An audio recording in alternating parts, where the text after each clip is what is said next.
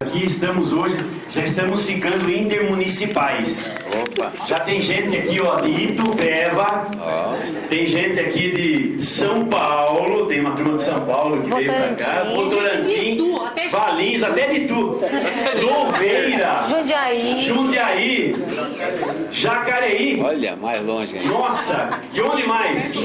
Vinhedo, onde mais? Júpiter. É Júpiter, percebe bem, dá uma olhadinha, é Júpiter.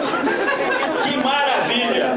Ô Tadeu, eu sou de Garça. De Garça, pronto. Tá morando em São Paulo, mas é de Garça. Pronto. Então tá resolvido. De Garça. Já estamos ficando conhecidos intermunicipais. Olha, depois desses seminários que nós fizemos aqui, eu já fiz palestra em Dayatuba, Itupeva, né? São Paulo. São Paulo, já consegui fazer em São Paulo, então nós estamos ficando conhecidos aí. Que bom, que bom. Pessoal, hoje nós vamos falar um pouquinho sobre doenças incuráveis, né? Na ótica espírita. Mas eu não queria trazer um tema assim tão pesado para cá, eu vou tentar levar de um jeito mais tranquilo, porque senão eu vou estragar o sábado de vocês, e a ideia não é essa. Eu fui buscar no dicionário, eu sempre começo minhas palestras assim, porque é falta de inspiração. Você fala assim, como é que eu vou começar? Onde é que eu começo? Então eu vou pegar o dicionário, ele me ajuda. E aí, a partir dali, depois que alguém empurrou, é fácil, né? Aí a gente pega no tranco. No dicionário, eu encontrei algumas definições de doença. Estava lá, perturbação da saúde, que se manifesta em sintomas que podem ou não ser perceptíveis. É a definição do dicionário. Apareceu lá, falta de saúde, achaque, enfermidade, indisposição, moléstia. Fui pesquisando em outros lá. Processo mórbido definido com sintomas característicos que podem afetar o corpo todo, ou uma ou várias de suas partes. Apareceu como um mal, apareceu como um defeito. Falei, puxa vida, isso então para mim é doença? Será que é? Vamos dar uma olhadinha. Eu fui procurar em outros lugares. E na Organização Mundial da Saúde, o que é saúde? Na realidade, eles dizem lá que a saúde é resultante de 3 fatores. O fator harmonia fisiológica, ou seja, eu tenho que estar com o meu físico em ordem. O outro fator, bem-estar psicológico, ou seja, eu tenho que estar com a minha cabeça em ordem também. E um outro, equilíbrio socioeconômico, que por aí eu já não tinha pensado nisso. Mas está lá. A definição da Organização Mundial da Saúde já está falando num ser integral. Ou seja, não é mais só físico e nem psicológico, mas é socioeconômico também. Então, se eu tenho uma bela uma saúde financeira, uma saúde física, uma bela saúde mental, mas se eu estiver péssimo financeiramente, não é bem uma saúde. Mas eu falei, tem mais alguma definição? Eu fui procurando lá e achei mais uma. A ciência diz que saúde não é apenas a ausência de doença, mas um estado de harmonia entre o ser humano e a sua realidade. Eu falei, puxa vida, também a ciência já está pensando num ser um pouco mais integral. Ou seja, já está colocando que o ser tem que estar ligado à sua realidade. Não basta só a parte física. Eles têm que estar integrado com a sua vida em si, com o mundo em si, com a realidade que ele vive. Aí eu fui atrás de mais uma. E a definição de doença espírita? Apareceu lá. Saúde é um estado de espírito. Sacanagem, né? Mas é verdade. A saúde é um estado de espírito. Porque vai depender de como você está espiritualmente, você vai definir se você está com saúde ou não. Olha que engraçado. O espírito jovial é sempre saudável. Se eu tiver um espírito jovial, se eu for um espírito alegre, um espírito tranquilo, consciente da sua missão aqui no planeta Terra, não importa o fato de eu ter ou não saúde. Se eu estou bem espiritualmente, é o que interessa para nós. Porque a nossa vida, ela é espiritual. Claro que nós temos que cuidar do corpo. O corpo é uma ferramenta importantíssima para nós. E temos que cuidar. Mas olha que definição bacana. É um estado de espírito. Nós vamos perceber a diferença ao longo do dia de hoje, da tarde de hoje. A diferença entre uma pessoa bem espiritualmente e uma pessoa que não está tão bem assim espiritualmente. Então vamos começar a palestra. Vamos pensar um pouquinho, gente? Poxa vida, depois de todas essas definições, eu comecei, como é que eu vou iniciar a palestra? e veio uma pergunta para mim: Deus criou o mal? Será que Deus criou o mal? Na realidade, Deus criou o bem. O que é o mal? Nada mais é do que a ausência do bem. Essa é a realidade. Então, eu falei, poxa vida, se Deus não criou o mal, e lá estava dizendo que doença é o mal, Deus fez alguma coisa imperfeita? Nós temos algum conhecimento de alguma coisa que Deus fez e que foi imperfeito? Não. Então, tem alguma coisa que nós temos que pensar. Se não foi Deus, quem foi que criou o mal? E aí vieram algumas perguntas, eu fico me questionando. A primeira pergunta que veio à minha cabeça foi essa: será que foi Pelé? Será que foi a Xuxa? Quando eu aperto aqui é para mudar, tá? Será que foi a Xuxa? Ou será que foi Tutankhamon? Quem criou o mal? Ou será que foi você mesmo, eu mesmo, que criamos o mal? Na realidade, gente, se ninguém criou o mal, esse mal está sendo criado por quem? Por nós mesmos.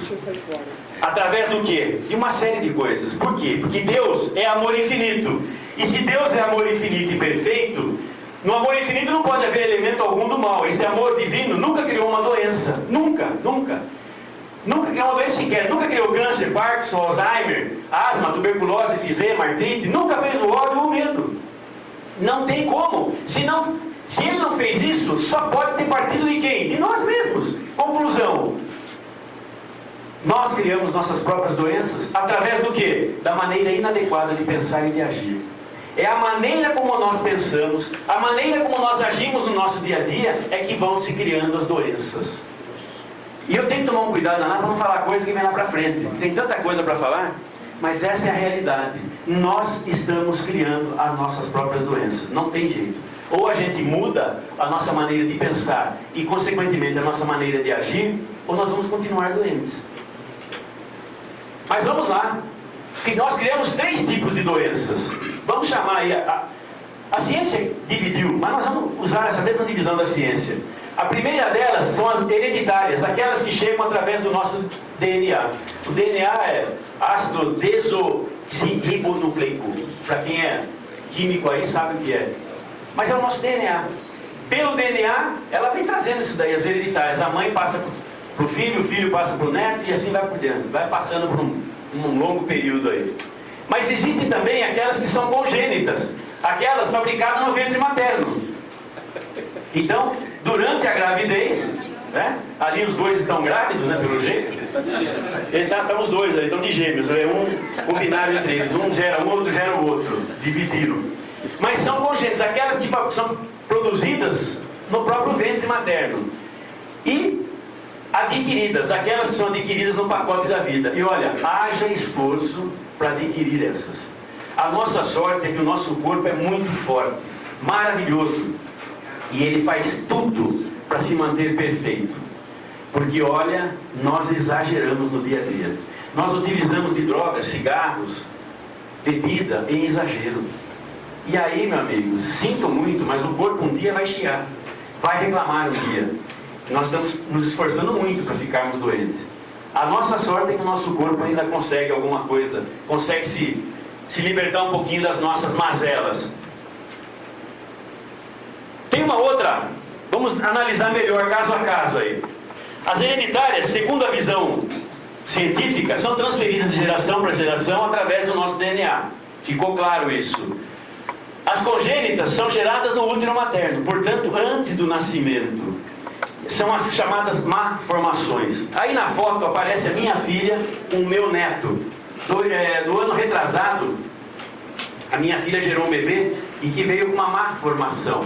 O que aconteceu? Não veio a caixa craniana, então nasceu com o cérebro exposto. Aí o líquido amniótico detona o cérebro, final da gestação, anencefalia. O bebê ficou 13 horas conosco. Ela curtiu todinha a gravidez. A orientação médica era para que interrompesse, mas ela falou, não, eu vou levar adiante, e levou adiante, foi uma história maravilhosa, e ficou 13 horas com o bebê. Segundo minha filha, foram as 13 horas mais felizes da vida dela. Agora, essa formação congênita, tecnicamente, cientificamente falando, não tem nada que causou aquilo, não tem explicações.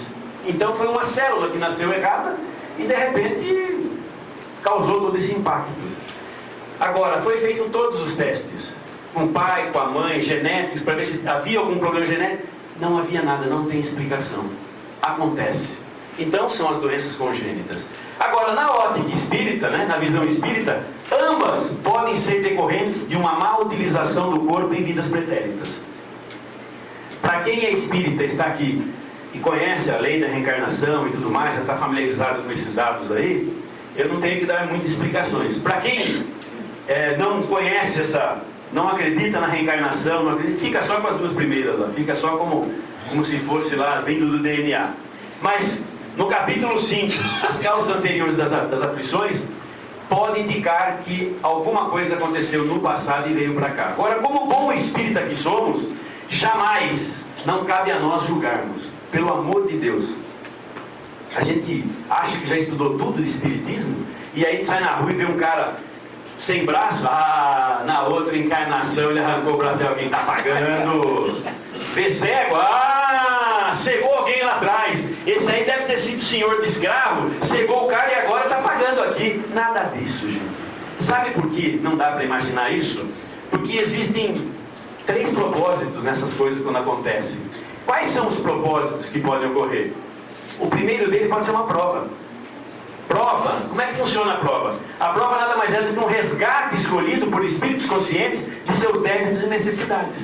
O espírito consciente de que ele precisa progredir, que ele precisa evoluir e ele quer acelerar o processo dele, ele escolhe algumas provas. Nós escolhemos provas antes de encarnar, de reencarnar aqui. Nós escolhemos algumas provas, dá pra gente ter uma ideia. É óbvio que nós podemos mudar esse roteiro, ou por medo, ou por desespero, por alguma coisa, por uma aflição qualquer, e eu desvio do caminho. Mas as provas foram nós que escolhemos geralmente as provas. Então, se é por prova, ele está provando. Será que eu me dou bem? Eu fui muito bem nessa encarnação, será que na outra, se eu vier sem braço, eu me saio também? E nem sem braço. Será que eu andei fazendo tanta besteira? Será que se eu vier sem olho, eu consigo ser a mesma pessoa que eu... Vem sem olho, não tem problema nenhum. É prova dele, pode ser uma prova. A gente percebe nisso quando há pouca reclamação. Quando a pessoa vive bem a vida dele, mesmo com as dificuldades, com as doenças e tudo mais, e não tem muitas reclamações, reclama. Mas não é assim, é um chorãozinho, mas não é um chorão. Agora, pode ser também uma expiação. E essa expiação, o que é? É um resgate imposto pela justiça divina a espíritos recalcitrantes. É aquele que não quer evoluir pelo amor. Se ele não quer evoluir pelo amor, a lei nossa é a lei de evolução. Vai evoluir de qualquer jeito. Como? Meu filho, aí você vai pela dor mesmo, goela abaixo, vai ter que aceitar. Não tem jeito. E aí, meu filho, se você aprontou muito, não valorizou teu corpo na outra, não valorizou o corpo do próximo na outra, aí você vem pra cá e não reconhece que você fez besteira, vamos passar por uma expiaçãozinha aí, vamos ter que sofrer algumas consequências dos nossos atos. Sempre consequências dos nossos atos. Está tudo certo no universo? Está tudo certo, não tem nada errado com a gente. Nós escolhemos o caminho a seguir, o caminho do amor, o caminho da dor. A decisão é nossa. E tem uma outra também que pode ser uma missão. A missão é completamente diferente. Quando a pessoa vem em missão, ela vem com um propósito na vida, de trazer um exemplo para o mundo. E essa missão, às vezes, no começo, ela pode ser até incompreendida pela pessoa. Enquanto se é jovem, mas no momento em que se desperta para a vida, e normalmente vai acontecer aí em torno de 8, 9, 10 anos, que a pessoa começa a ter a consciência do papel dele, aí a gente percebe que é missão. Uma pessoa dessa não reclama. Uma pessoa dessa, ela tem até o direito de não gostar, mas ela ama a situação que ela vive. E nós vamos assistir a um filme agora de um rapaz que nasceu com um pequeno problema. É pequenino, vocês vão ver que o problema dele é pequenino. Mas ele se supera. Ele se supera porque ele, até os 8 anos, ele não entendia não. Ele questionava, por que Deus fez isso comigo? E a maior pergunta dele é sempre essa. Nos vídeos que a gente assiste dele, tem vários na internet, eu trouxe um só, curto, e ele questiona da seguinte maneira: por quê? Por quê? Eu só quero saber por quê. Por que, Deus, você deu tudo para os outros e não deu nada para mim? Por que aquelas coisas que você deu para os outros e não deu para mim? Por quê? Por quê? Por quê? Era o questionamento dele. Com 8 anos, ele era muito amado. Quando ele nasceu, os pais não rejeitaram. Os pais não tinham condições de aceitar a situação. A mãe não conseguia amamentá-lo, de tanto desespero, e não sabia como lidar com a situação. Mas ele cresceu. Está com 20 e poucos anos hoje, cresceu, está fazendo um show no mundo inteiro, é um ser humano extraordinário. E quando ele estava com 8 anos, depois de tantas perguntas que ele fez para Deus, ele chegou ao ponto de tentar o suicídio. Ele pediu para os pais encherem a banheira, um pouco de água, e falou: eu quero me relaxar na banheira, podem me deixar sozinhos. E deixaram sozinho, e ele tentou se afogar por 2 vezes. Ele não conseguiu por amor à família. Graças a Deus ele não conseguiu. E hoje ele traz para nós uma história de amor linda. Assistam o filme, depois a gente faz alguns comentários.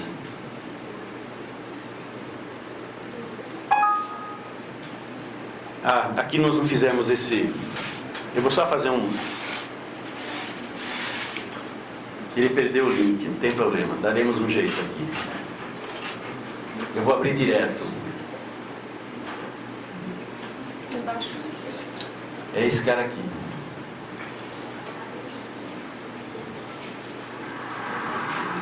Só um minuto. Alguém tem dificuldade para ler aqui? Daí eu leio o que está escrito embaixo. Posso deixar então passar? Normal? Maurinho, quer que eu leia? Quer que eu leia? Então eu vou tentar ler aqui. Tem pessoas que talvez não consigam. Então eu vou passar aqui, vou tentar ler e acompanhar. É meio rápido, mas vamos lá.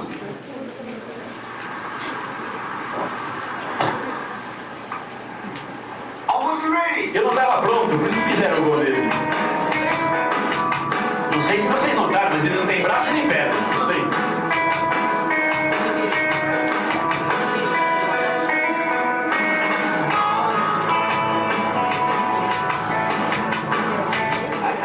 Eu não tenho braço nem pernas, mas sou grato por essa asinha de frango aqui, ó. As pessoas se assustam quando me veem pela primeira vez. Foi bem legal quando eu cheguei em um voo sozinho e todos lá embaixo me olharam sorrindo, esperando outras pessoas descerem. E eu desci e eles surtaram, tipo assim, ó. É bem assim, eu sempre fico tentado olhar para mim mesmo e dizer: o que aconteceu?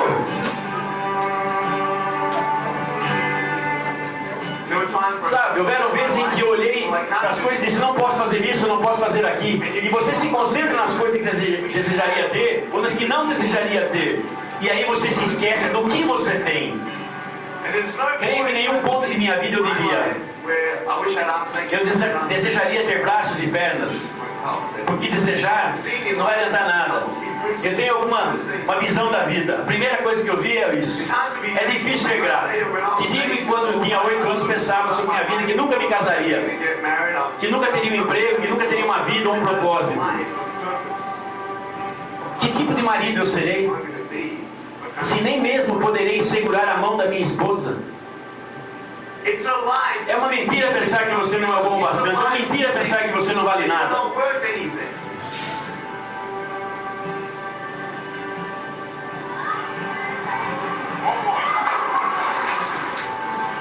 E é um sarrista, né? Estou congelando, não estou sentindo minha mão.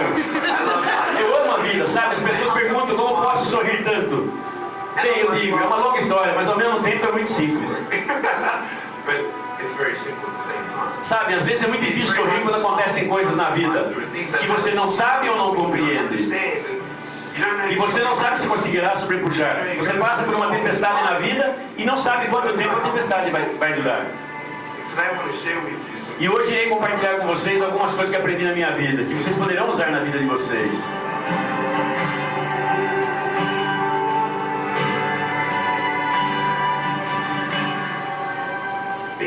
Ser paciente, na verdade, é algo muito difícil.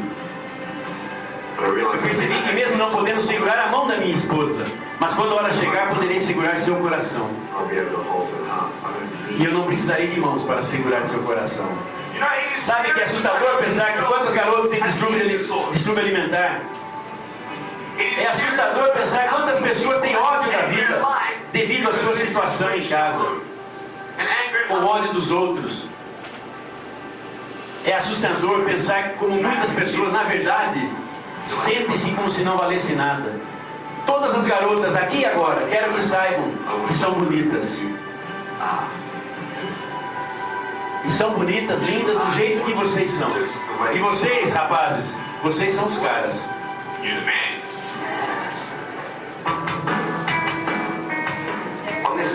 Nesse DVD eu compartilho com vocês minhas experiências de vida, de como vencer desafios e ter uma nova perspectiva da vida. Como ser grato, como sonhar grande e nunca desistir. Falo para crianças, jovens e adultos sobre pontos chaves e princípios que eu tenho aplicado em minha vida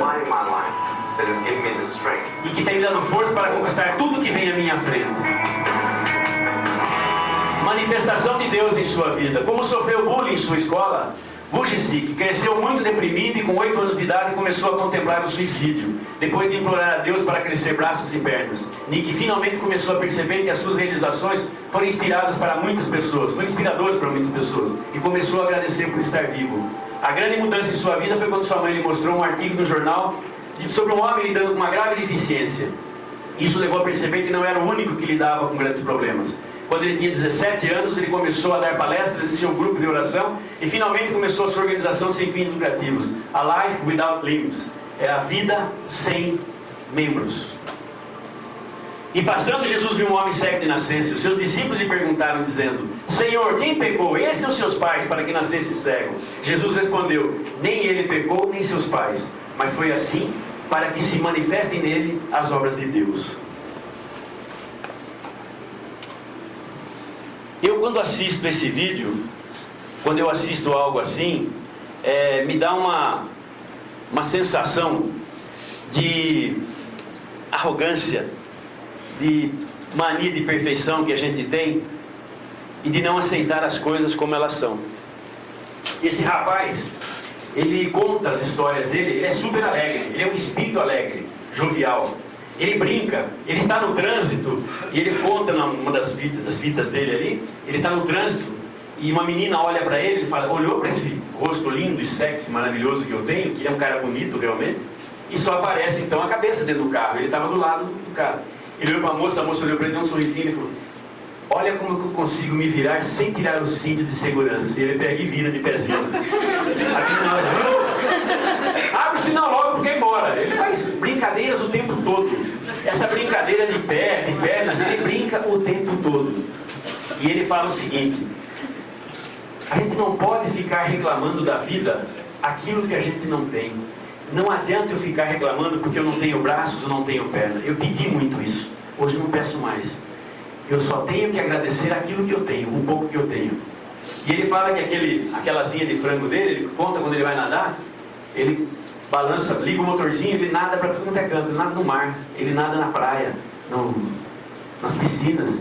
E ele conta. E quando ele disse que foi na Austrália, não foi na Austrália ele nasceu, um outro país que ele foi visitar aí, foi a primeira vez que ele subiu num escorregador, nesse toboágua da vida longo, e ele desceu. E diz que lá embaixo está todo mundo sentado esperando que vai descer, né? E fica olhando. E quando desceu, cai ele na água lá, todo mundo olha para ele assustado, ele olha para ele e fala: o que aconteceu comigo? Aí o pessoal leva um susto. É um sarrista, é uma pessoa que vive. E o caso dele não tem explicação, não tem motivo. A ciência não explica o que aconteceu com ele. Nada. Tinha tudo para dar certo. A mãe dele era enfermeira e trouxe à vida milhares de crianças. Ela sabia tudo o que tinha que fazer durante uma gravidez para preservar o feto. Fez tudo o que tinha que fazer. E na hora que nasceu assim, sem explicações. E ele compreende hoje muito bem a vida dele como que é. Ele descobre, ele fala que Deus colocou uma missão na vida dele. A missão dele é levar amor, compreensão, histórias maravilhosas de vida para todo mundo. Ele é um dos maiores palestrantes mundiais do mundo hoje. Faz palestra no mundo todo. Espero que venha para o Brasil. Já fez palestra na Índia, em vários lugares do mundo. Na Ásia, por vários países ele já passou. Fantástico. Falando com jovens e adultos. Hoje ele está falando para empresas também. Bom, doenças adquiridas. Se analisarmos aí as doenças da nossa época, tais como hipertensão, infarto, diabetes, obesidade, vamos perceber que são frutos de muita determinação e esforço. Eu estou fazendo um esforço danado para chegar na diabetes, mas ela está... não estou conseguindo, gente. Estou fazendo um esforço danado. Eu estou pré-diabético e não respeito. É doce o tempo inteiro. Essa aqui fica aqui, cobrando o tempo todo, minha esposa. Não come doce, não come, eu como escondido. Por quê? Estou pré-diabético, estou fazendo de tudo para chegar. Não é de graça que a gente chega nessas coisas. Precisa se esforçar para chegar. Eu estou sendo incompetente. Mas na hora que eu for competente, eu vou conseguir chegar no diabetes. Ou não? Hipertensão. Mesma coisa. A gente come, faz um monte de besteira no dia a dia. Não percebe, é sal para tudo quanto é lado. Eu adoro coisas salgadas. Nós estamos fazendo um controle da minha sogra. Quem tem que não pode comer sal é a sogra. Então é ela, eu posso. E nós estamos, olha, estamos apanhando, gente. Comendo comida, comendo sal, está difícil. Está difícil. Não pode falar difícil, é trabalhoso, mas está trabalhoso demais. Está começando a ficar difícil. Porque a gente quer comer o sal. Estamos acostumados ao açúcar. O açúcar, graças a Deus, eu já cortei. Eu não como mais, não tomo mais o açúcar no café, nada. Eu como doce, mas doce não é açúcar, né? Doce não é açúcar. Açúcar eu não como mais, viu? Já me liberei do açúcar. Mas são frutos de muita determinação, gente. Vícios como drogas, cigarros, bebida, péssima alimentação também são apelos inconscientes da própria autodestruição. Porque matam. Não é nem destruição, é da autodestruição. Nós já sabemos tudo isso. Tudo isso. Eu fui ao médico, a gente gosta de interpretar de outra maneira. Eu fui ao médico, meu cardiologista falou assim: Tadeu, você tem que, olha, imediatamente queimar a gordura e tomar muito líquido. Eu faço churrasco de picanha todo dia. Queima a gordura e toma cerveja. Então, vão te matar? Vão me matar. As duas aqui, porque elas não comem carne, nem ela nem a Cláudia. Mas olha, a gente faz um esforço danado para se matar e depois não quer saber. Depois lá na frente vai começar a achar que foi o quê? É obra da outra vida, foi da outra vida. Conhecemos dezenas de pessoas, empresários executivos que estão há 10, 15, 20 anos dando duro para ficarem doentes. Fazem de tudo, sorte que o nosso corpo ainda tem um pouco de resistência, mas vai chegar uma hora que ele vai abrir o bico. Então, está na hora de começar a mudar algumas posturas na nossa vida, porque as doenças quem estão criando somos nós. O que é doença? Aí vamos ver. É fruto de um programa de autodestruição que foi implantado em nosso inconsciente lá na infância. Nós, quando somos pequeninos, os nossos pais começam a direcionar a nossa mente para que a gente fique doente. Vocês querem ver que legal? A gente tem uma criança pequena em casa. E essa criança pega um vidro de tinta, de guache, de qualquer coisa, e vai na sala da tua casa e desenha uma obra-prima na parede. O que você faz? Dá-lhe uma surra para ele nunca mais esquecer. Se ele plantar bananeira e sujar, meter o pé na parede e sujou a parede, é bronca, é grito, é xinga. Você vai levar uns tapas para aprender a não fazer mais isso. Sujar a parede da minha sala. Agora, quando a criança fica doente, o que a gente faz?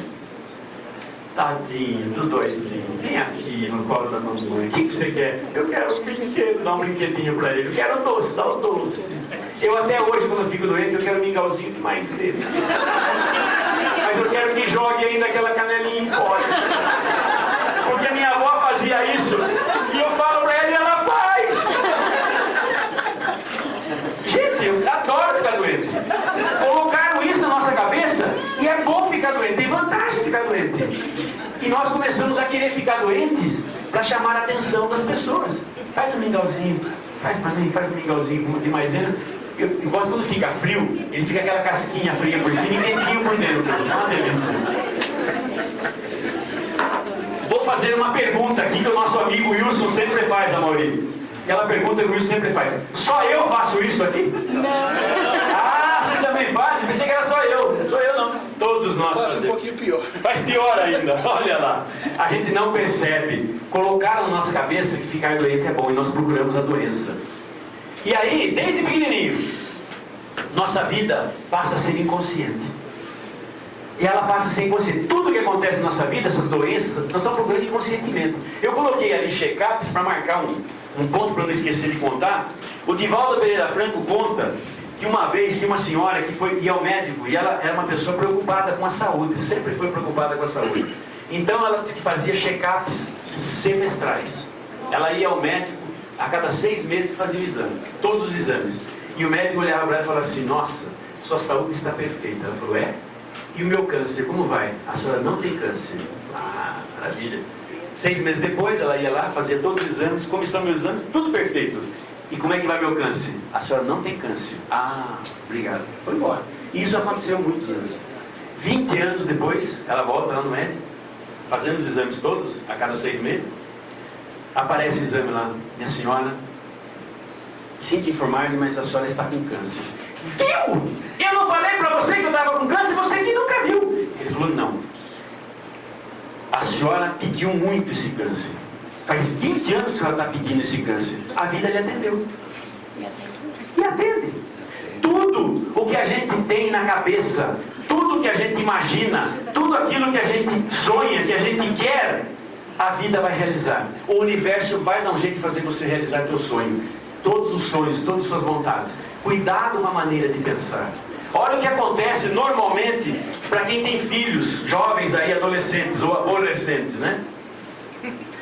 O filho sai na noite. Menina linda dessa. Cuidado que você fala que senão eu tomo bronca. Vai tomar bronca. Menina linda dessa sai para um rolê à noite. E aí, pai machão, mandão, os pais, tem que estar aqui 1h da madrugada. 1h da madrugada. Tudo bem, 1h da madrugada. Combinou, tá combinado. 10 horas, rapaz, que 1 hora. 10 horas. 10 horas? 10 horas. Tem que estar aqui às 10 horas. 10 horas. Esse é um pai exemplar. 10 horas. O que acontece se der 11 horas e ela não chegou? Já liguei 20 vezes no celular. Não atendeu. O celular não atende. Como é que fica a cabeça sua? O que você vê na sua frente? Tudo festa. Acidente. Já vê o filho saindo sangrando. Você já vê bolsa para um lado, sapato para outro, caderno para outro lado, carro tombado. Alguma coisa ruim aconteceu. Gente, isso é desejo para o universo. O universo interpreta como desejo. Por que você não imagina outra coisa? Que ela está namorando. Pior, né? Que ela está namorando, que ela está na casa de amigos. Ela já trouxe em casa. Já trouxe em casa, ela pronto. Mas que ela está num lugar legal, que perdeu a hora, estava tão boa a festa, então ficaram um pouco mais tarde, depois eu converso com ela e tal. Não, mas a gente fica imaginando desgraças. O universo interpreta isso como desejo. E vai dar um jeito de realizar. Então quando teu filho chegar atrasado, pense só coisas boas. Desgramado. Deve estar lá namorando, deve estar lá com namorada, com namorado, será que a festa deve estar bombando, e eu aqui tonto me preocupando. Muda a maneira de pensar. Vamos pensar positivamente, gente. Chega, nós não vamos atraindo doenças, está atraindo coisas ruins para nós. A doença é uma negação da vida. É negar saúde, é negar alegria e o prazer. Claro, se eu não tiver alegria, não tiver prazer, não tiver nada, estou sem saúde. E eu posso, nesse momento, nós podemos estar com um tremendo de um câncer. Todos nós podemos. Como ele não se manifestou, está todo mundo feliz da vida. Nem tem doença. Ela pode estar lá, mas não está. Não nos incomoda. É o momento que a gente descobre alguma coisa que a gente começa a negar a vida. Sem alegria, sem prazer de viver. Aí não, aí vai aparecer um slidezinho legal aqui já. Afinal, as doenças existem ou não existem? Fica a dúvida. Vamos ver. Haverá trevas apenas onde não existir luz. Está claro? Haverá frio somente onde faltar energia calórica. Isso aí Einstein dizia, né? Não haverá som. O silêncio só é possível com a inexistência de ondas sonoras. Se não tiver nenhuma onda sonora, ótimo. O silêncio está lá. Assim como a doença é a falta de saúde. E só aparece quando o sangue da criatura está poluído por toxinas. Mas que toxinas são essas? Aquelas que nós ingerimos através da carne, através do álcool, né? Do exagero, do fumo, das outras drogas. Mas tem uma outra que é pior ainda, que a gente não percebe. Ah, você fala isso, graças a Deus, eu não bebo, não fumo, não jogo, não trabalho, não tenho vício nenhum. Não trabalho? Não, trabalhar. Eu não tenho vício nenhum, não bebo, não fumo, não jogo, mas e aí? Então eu não tenho toxina? Claro que tem. Tem umas que a gente produz que é uma delícia. Através da mágoa, da inveja, do medo, da insegurança, de ressentimentos, ódio, orgulho. Olha só que maravilha. A mágoa nada mais é do que a não compreensão de alguma coisa. Eu não compreendi o que alguém falou para mim e eu fico magoado com essa pessoa. Aliás, eu gosto de fazer uma pergunta. Alguém consegue magoar a gente? Não. Ninguém consegue. A gente que fica magoado, mas ninguém consegue magoar a gente. Mas aí eu brigo com o meu amigo PC aqui, que é de Júpiter. E nós brigamos E aí saio daqui discutindo com ele. E hoje é sábado. E eu discuti com ele, fiquei bravo, e ele nem aí não está comigo, mas eu fiquei bravo. Eu vou embora para casa. Eu fiquei magoado, ele falou alguma coisa de mim. E quando eu fico magoado, eu quero dar o troco. E aí eu começo a desejar tudo mal para ele, começo a ficar com raiva. Eu começo a ficar com raiva porque... E quando eu fico com raiva, com bronca, o meu corpo, que é animal, ele prepara para luta ou para fuga. Então ele vai jogar agora adrenalina, cortisol na minha corrente sanguínea. Para quê? Porque eu estou com raiva dele, então eu quero brigar com ele, eu quero bater nele. Ou fugir dele, se ele for mais forte eu quero correr dele. Então está tudo preparado. Só que ele não está na minha frente. Eu não fujo e nem brigo com ele. E aí o que faz com esse? Fica tudo na corrente sanguínea. Eu não gastei.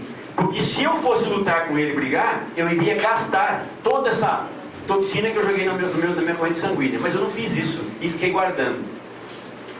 Passo o sábado inteiro pensando nele, xingando ele.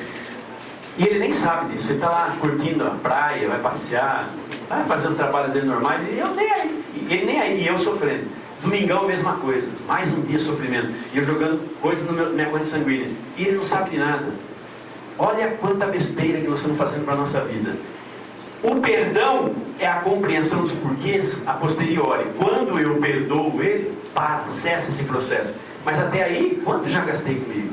O ideal é se eu compreendesse no momento, parar de ficar magoado e começar agora, parar com medo, insegurança. A gente tem medo de tudo. Eu falo que a gente não tem medo de morrer, tem medo de viver. Tem gente que tem medo de viver. Vamos para a praia? Ah não, tem muito trânsito. E o sol está muito forte. Mas está chovendo. Se está chovendo é perigoso acidente. Se não está chovendo, o sol é perigoso. Tudo é perigoso para essa pessoa. Se está ventando, pode dar uma pneumonia. Tudo é ruim para ele, nada está bom. É medo. Medo do quê? De morrer? Não, tem medo de viver. Vamos viver a vida, gente. Curtir a vida. A vida é uma viagem maravilhosa. Eu não posso ficar com medo. E para de jogar. O medo também me traz toxinas. Me prepara para a luta ou para a fuga. Eu não vou lutar e nem vou fugir, meu amigo. Vai ficar intoxicando. Vai detonar a tua corrente sanguínea.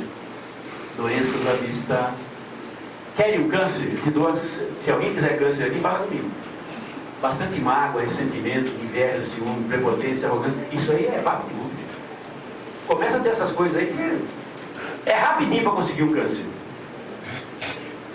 Não existem doenças, mas sim doentes. Quem disse isso, Emmanuel? O problema não são as doenças, são os doentes. O que existe são doentes. Nós criamos essas famosas doenças, acreditamos nisso e aí passamos a ficar doentes. Mas a doença é só fruto do nosso pensamento.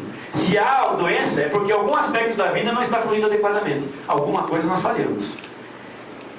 A doença é manifestação de conflitos interiores. Se você não está bem consigo, se prepara, a doença virá. Não tem jeito.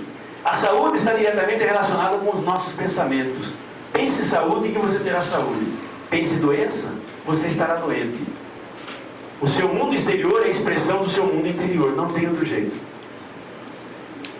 Se eu não estiver bem internamente, com certeza isso vai extrapolar para o meu físico. Problemas de pele, vitiligo, tudo isso são decorrentes de coisas psíquicas. A maior parte das nossas doenças são decorrentes do nosso lado psíquico. Nós causamos isso para nós. E doenças incuráveis, que é o tema desta tarde aqui. Como é que ficam as doenças incuráveis?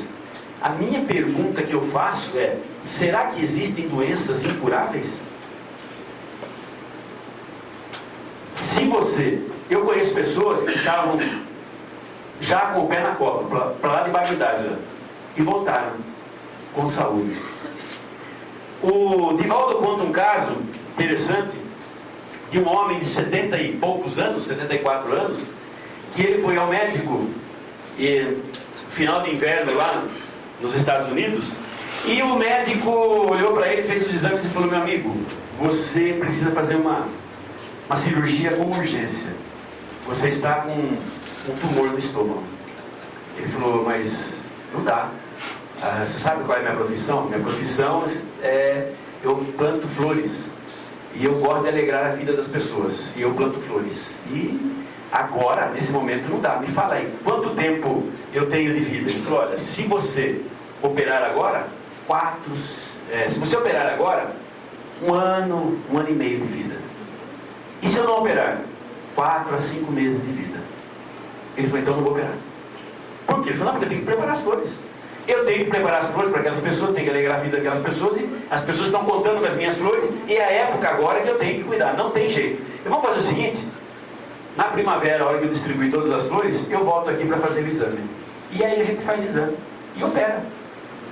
Não tem problema, mas eu tenho que postergar, agora não dá. Eu tenho compromisso com a vida. Ela falou, mas não pode, você tem que... Não, é decisão minha, eu só volto aqui então, no final da primavera, quando eu já tiver comercializado todas as minhas flores, alegada de todas as pessoas. Tá bom. Foi embora. Quando terminou o inverno, a primavera, ele apareceu lá. E aí o médico, a hora que a secretária levou a ficha, falou, nossa, mas ele está aí, tá? Eu achava que não ia durar até agora. Entrou lá, o que aconteceu? Ele falou, não, o senhor falou que tinha que fazer a cirurgia, eu vim aqui para fazer a cirurgia agora, eu já entreguei as flores, já fiz tudo que tinha que fazer, podemos fazer a cirurgia. Ele falou, então, vamos fazer a cirurgia. Marcou a cirurgia. Fez a cirurgia e ele... O processo foi muito feliz, deu tudo certinho, e ele foi embora. E aí, passado um tempo, eu falei, e agora? Eu falei, não, o senhor volta daqui tantos meses que nós vamos ter que fazer uma reavaliação. Ele falou, pois não. E ele não voltou. Voltou mais. Passados-se alguns anos, e a secretária leva uma ficha lá para o médico. Doutor, o próximo paciente é esse aqui. Ele olhou e falou assim, não, isso é brincadeira sua, né? Você errou. Eu falei, não, a pessoa está aí. Não, então chama quem é o engraçadinho que está se fazendo passar por essa pessoa. Porque essa pessoa já morreu faz tempo. Faz muito tempo que morreu, porque ele não tinha como sobreviver. Eu fiz uma cirurgia nele, eu sabia, ele nem voltou nunca mais. Então, para mim já tinha morrido. Chama o engraçadinho que está fazendo graça. Chamou ele, o cara falou, você aqui? Ele falou, doutor, sabe o que é? É que faz tempo que eu não venho aqui, né? E eu estou com uma coisa encasquetada na cabeça. Eu vim aqui, ele falou, pois não, pode falar, é que no dia da cirurgia, depois que eu saí do hospital, eu esqueci de lhe fazer uma pergunta. E eu preciso perguntar, porque eu não estou convivendo com isso legal. Ele falou, e qual é a pergunta? O que eu posso comer depois da cirurgia? Come o que você quiser, tijolo, o que você quiser. Disse que ele, não, eu tenho que me preparar, porque eu estou me preparando para a festa de 100 anos que eu vou completar. Ele estava com 80 e poucos anos. O homem tinha vida. A maneira dele pensar, impossível a doença matá-lo. Ele vai levar até quando ele quiser, até quando o corpo aguentar. Já está preparando a festa de 100 anos. Imagina que loucura. É o que nós precisamos fazer, é a nossa mentalidade. Então, doenças incuráveis, ele tem uma doença incurável, ele se curou, e tantas outras pessoas se curam. O que acontece? Eu acho que não deveríamos classificar as doenças incuráveis e incuráveis, mas sim em curativas ou não curativas. Por que eu falo isso? Porque se você recebeu uma doença na tua vida e você não aceitou essa doença e sofreu com essa doença, não serviu para nada. Ela não vai te curar nada. Não tem por que curar. Agora, se você aceitou essa doença, encarou essa doença de frente, aprendeu com essa doença, ela se resolva, vai embora ou não é problema seu. Se ela continuar com você, você continua sendo feliz do mesmo jeito, independentemente dela, porque você compreendeu, não gostou, mas compreendeu e amou. Esse é o nosso propósito na vida, é começar a enfrentar de cara. Por quê? Porque quando vem uma doença, tem algumas coisas que nós temos que pensar. Todas as doenças podem ser curativas se houver paciência, tolerância e resignação. Foi o que o cara fez. O nosso amigo lá, o Nick, ele disse que era difícil ter paciência quando acontecem coisas. Mas qual é a diferença das três ali? Paciência é quando estou diante de algo desagradável, que tem solução, não é grave, e que acontece de vez em quando. Então, se você fica doente uma vez por ano, não há problema, paciência, cara.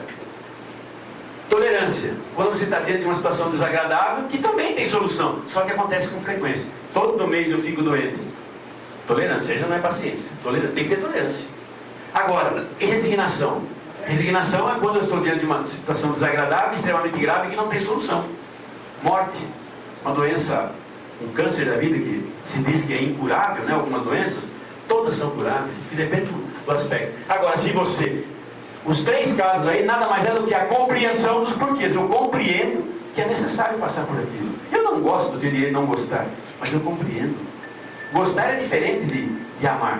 Gostar está ligado às coisas agradáveis ou desagradáveis. Amar não. Amar está ligado com a compreensão dos porquês. Se eu compreendo, tudo me facilita na vida. Eu começo a viver mais feliz. Importante. O fato de estarmos doentes não implica necessariamente que estamos a caminho da morte. Porque o doente se refaz. Muitos se refazem. Muitos. Acidentes matam mais que doenças no Brasil. Hoje em dia, nossa mãe, morre-se mais em acidente do que de doenças.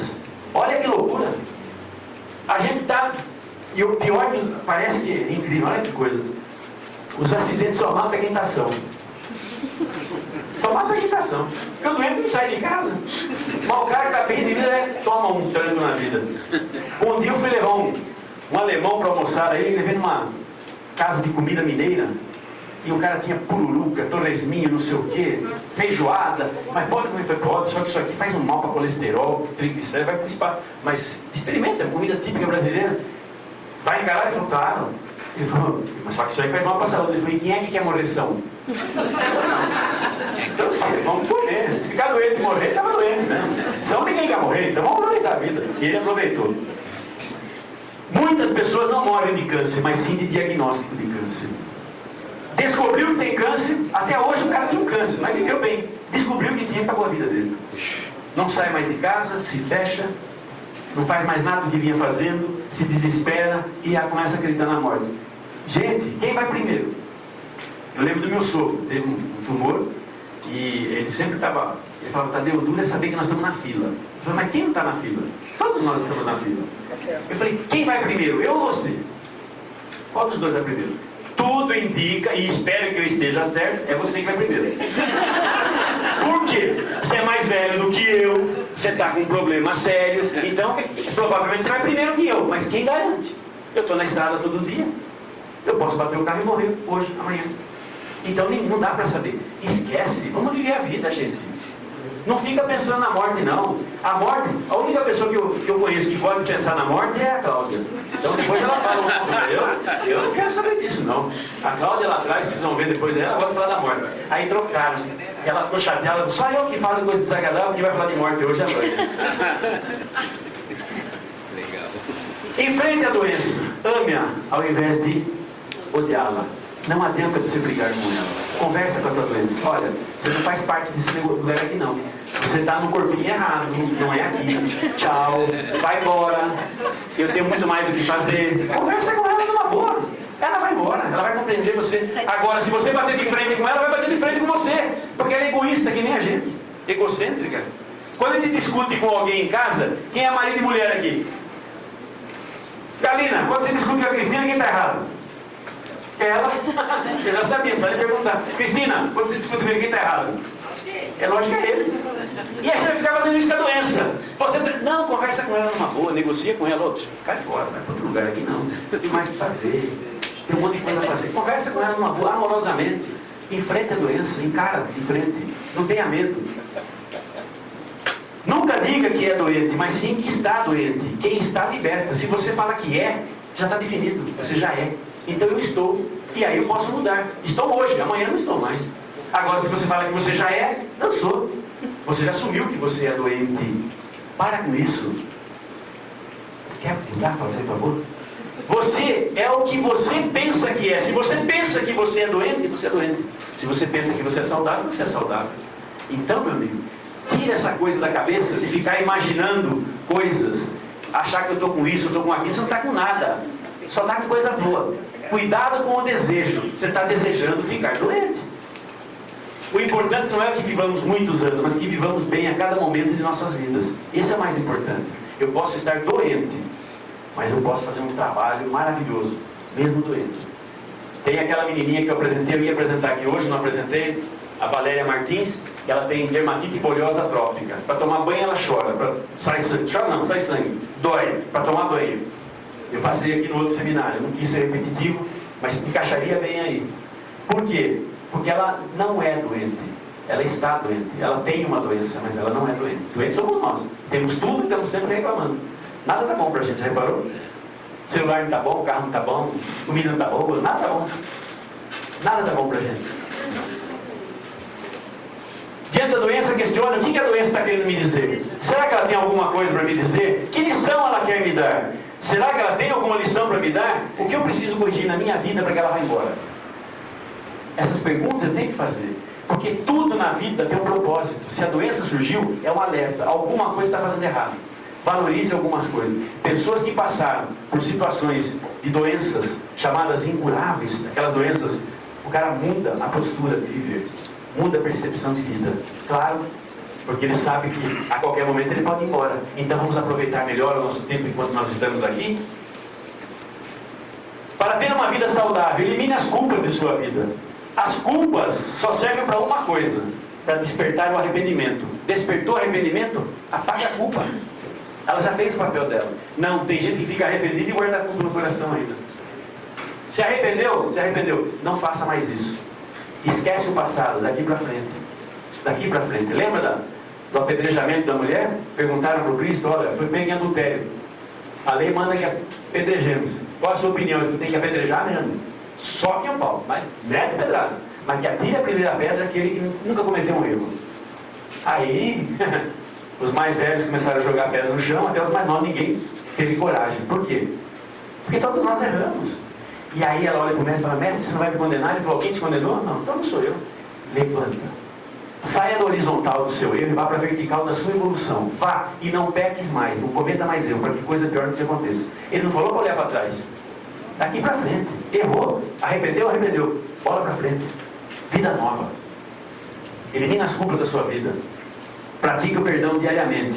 Enquanto você estiver magoado, pratique o perdão todos os dias. Perdoe. Porque quando você perdoa, você corta o vínculo com o outro, com o ofensor. Mais importante que o perdão é você aprender a amar mesmo não gostando. Porque o perdão é o amar mesmo não gostando a posteriori. Se na hora que eu briguei com meu amigo PC aqui de Júpiter, eu tivesse compreendido ele naquela hora, eu não sofreria 2 dias. Eu já estaria tranquilo na hora. Não é nem perdoar, é compreender. Será que Jesus perdoou aquelas pessoas que crucificaram ele na cruz? Nunca. Jesus não perdoou, não precisou perdoar, ele compreendeu, ele falou, pai, perdoa você, porque eu não tenho nada de perdoar. Ele compreendeu que aquelas pessoas eram pessoas ignorantes.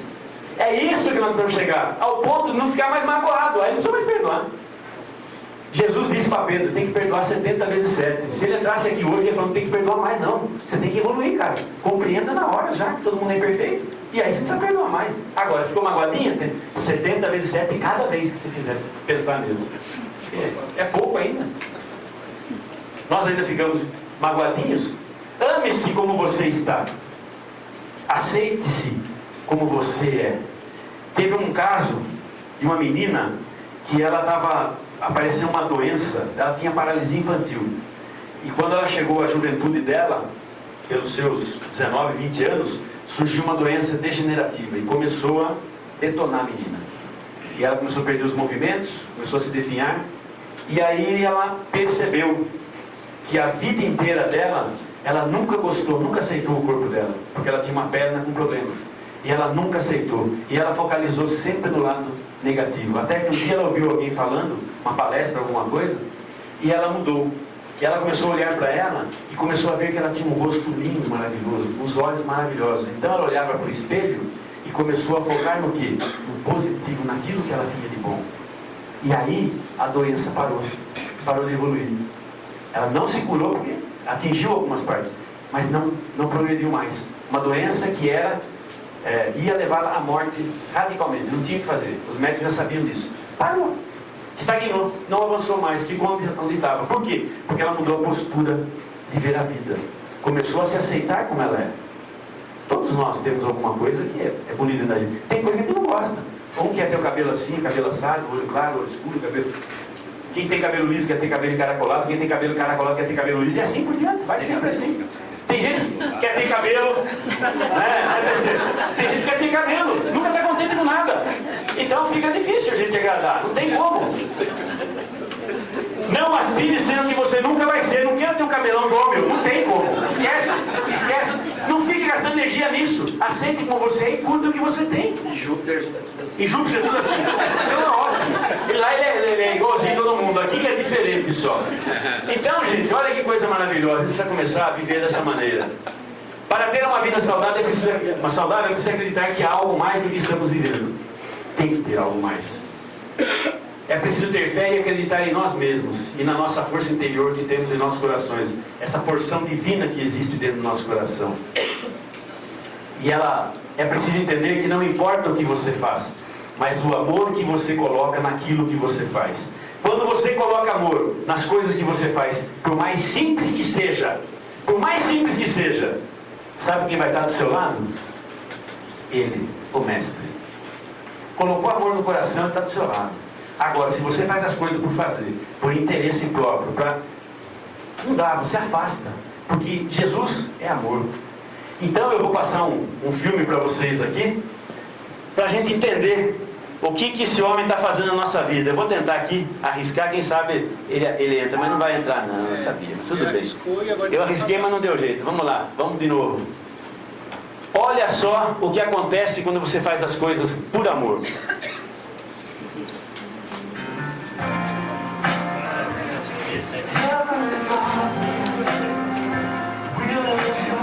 A música diz mais ou menos isso.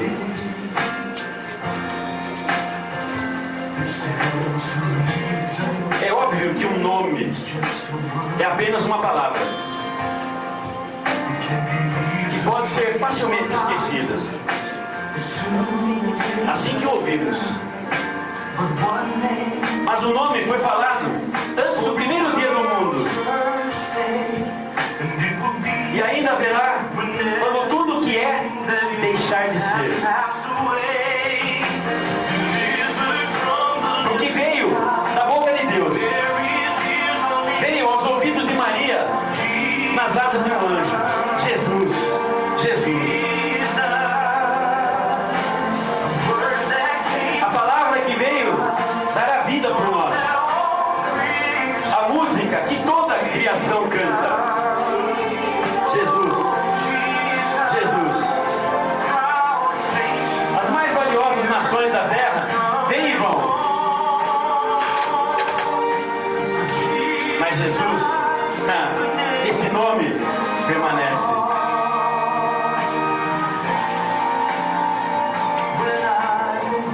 Quando eu acordo de um terrível pesadelo,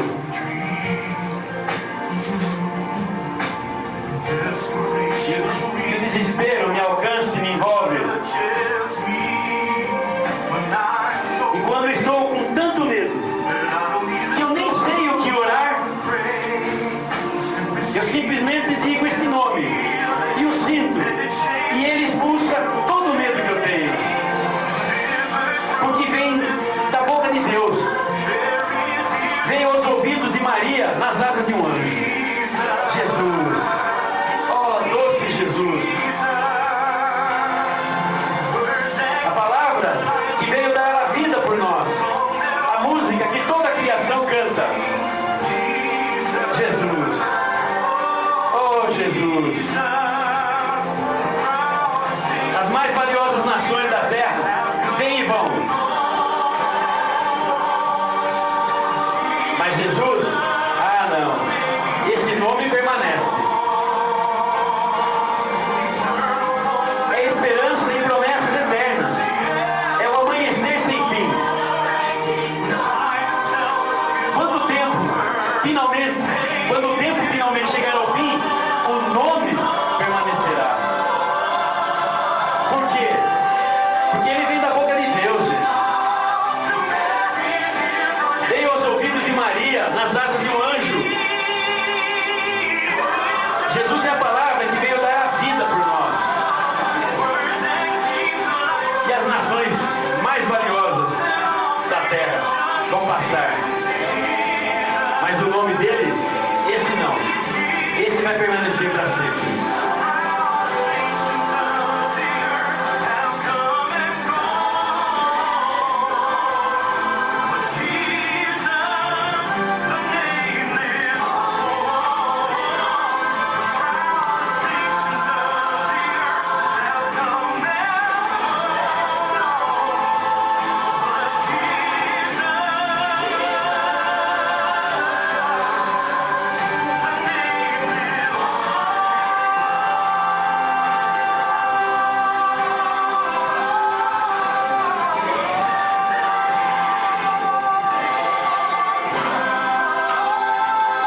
Em todo lugar, em qualquer situação, Jesus é Emmanuel, o Deus conosco.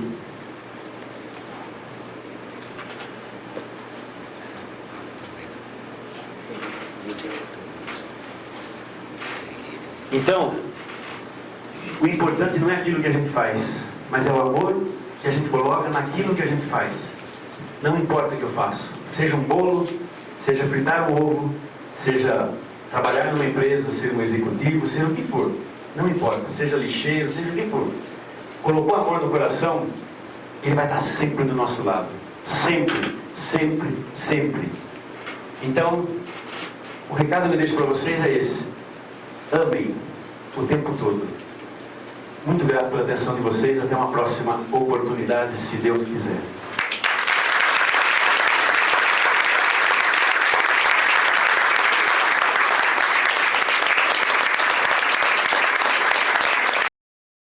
Colocação? Pois não. Não é crítica, mas a gente viu você focando a doença até a nível bem físico, né? Bem naturalmente físico.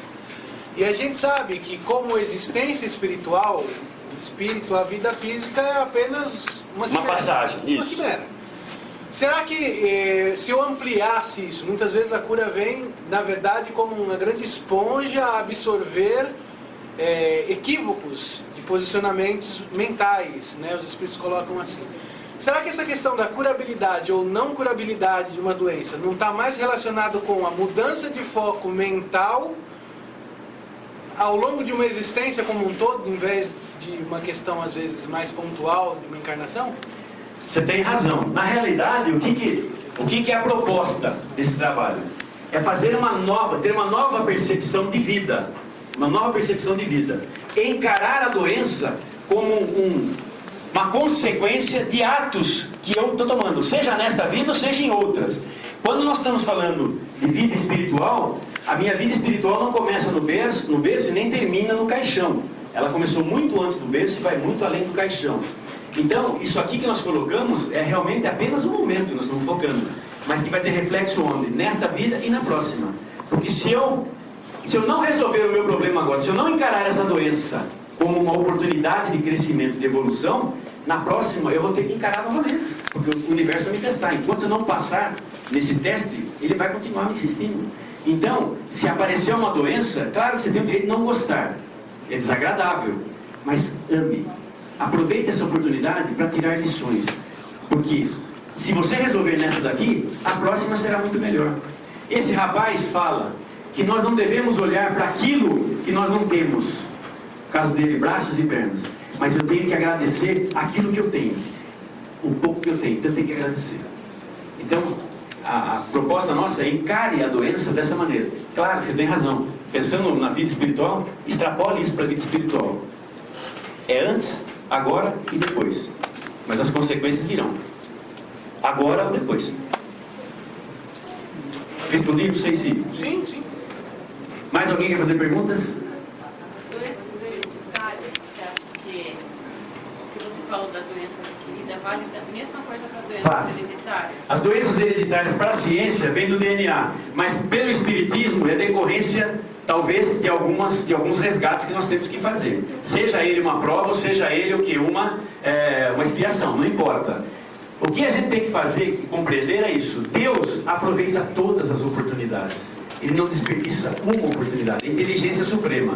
Imagine a seguinte cena. Eu, por exemplo, eu tive um neto com um problema.